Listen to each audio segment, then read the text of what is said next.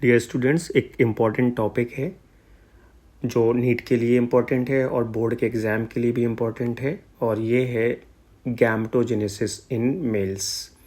तो मेल्स में जो गैमेटोजेनेसिस होता है, जिसको हम लोग स्पर्मेटोजेनेसिस बोलते हैं, और ये स्पर्मेटोजेनेसिस होता है टेस्टिस में।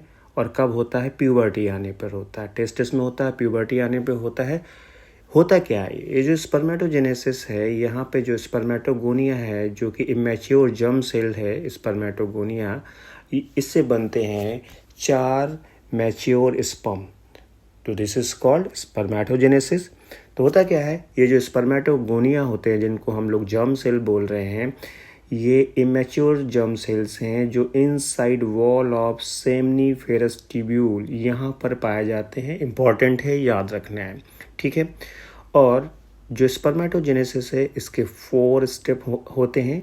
पहला स्टेप है स्पर्मेटोसाइटोजेनेसिस, दूसरा स्टेप है मियोसिस फर्स्ट, तीसरा स्टेप है मियोसिस सेकेंड, और चौथा है स्पर्मियोजेनेसिस, राइट। तो होता क्या है कि जो स्पर्मेटोगोनिया है, जिसका पोलाइडी 2n है, यानी कि डिप्लॉयड है, ये माइटोसिस कर कर खूब सारे नंबर इंक्रीज़ कर लेते हैं। तो बहुत सारे स्पर्मेटोगोनिया चाहिए, ये नंबर इंक्रीज़ करेंगे माइटोसिस करके। क्यों नंबर इंक्रीज़ कर रहे हैं? क्योंकि आपको पता है स्पर्म्स जो होते हैं वो मिलियंस में होते हैं, इसलिए बहुत सारे चाहिए। तो खूब सारे स्पर्मेटोगोनिया बनेंगे और सबका जो पोलाइडी होगा वो डिप्लॉयड होगा। अब ये जो स्पर्मेटोगोनिया जो होते हैं, इनमें से कुछ जो नंबर बढ़ चुके हैं, इनमें से कुछ स्पर्मेटोगोनिया क्या करेंगे, न्यूट्रिएंट को एक्युमुलेट करेंगे। खूब सारा न्यूट्रिएंट वाला जो मटेरियल है उसका एक्युमुलेशन करेंगे और साइज बढ़ा लेंगे। और यही स्पर्मेटोगोनिया अब क्या कहलाएंगे? प्राइमरी स्पर्मेटोसाइट्स कहलाएंगे। और इन प्राइमरी स्पर्मेटोसाइट्स का भी जो पोलाइडी है वो कैसा है? डिप्लॉयड है, क्योंकि अभी मियोसिस तो हुआ नहीं है, ठीक है। अब ये प्राइमरी स्पर्मेटोसाइट पीरियोडिकली क्या करते हैं? सेकेंड स्टेप में आ जाते हैं हम लोग। पहला स्टेप हम बता चुके हैं। पीरियोडिकली क्या करेंगे? मियोसिस करेंगे, यानी कि मियोसिस फर्स्ट करेंगे। और क्या होगा?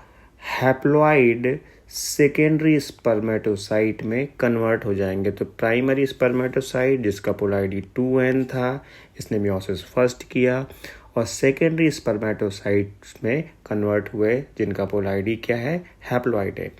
और थर्ड स्टेप जो है, ये सेकेंडरी स्पर्मेटोसाइट, जिसका पोलाइडी हैप्लॉइड है, करेगा मियोसिस सेकेंड।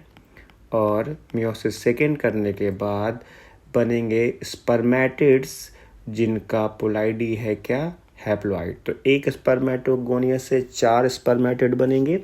ये जो स्पर्मेटिड होते हैं, ये बल्की होते हैं, नॉन मोटाइल होते हैं, हैप्लॉइड होते हैं, और जो ट्रांसफॉर्म होते हैं मैच्योर मोटाइल स्पर्म में।